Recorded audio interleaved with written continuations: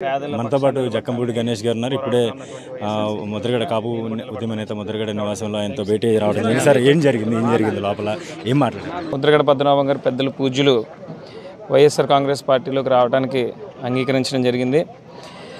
జగన్మోహన్ రెడ్డి గారు చేస్తూ ఉన్నటువంటి సంక్షేమ పథకాలని చూసి ఆకర్షితులయ్యి వారి తండ్రి గారితో ఉన్నటువంటి సాన్నిహిత్యాన్ని కూడా ఆయన ఈరోజు గుర్తు చేసుకోవడం జరిగింది.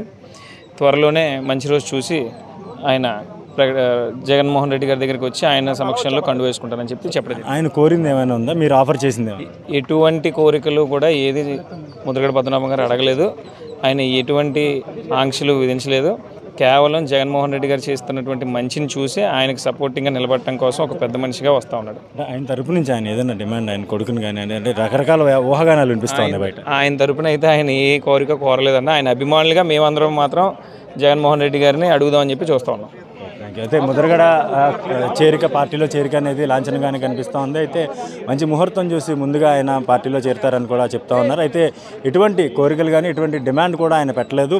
పూర్తిగా జగన్ ఏదైతే ప్రభుత్వంలో సంక్షేమ పథకాలు అమలు చేస్తూ ఉన్నారో ఈ సంక్షేమ పథకాలని ఆకర్షితులే మాత్రమే ముద్రగడ వైసీపీ వైపు చేరుతున్నారని కూడా స్పష్టం చేస్తున్నారు. కిర్లంపూడి నుంచి కెమెరా పర్సన్ వినయ్తో నేను శ్రీధర్, ఐ డ్రీమ్ న్యూస్.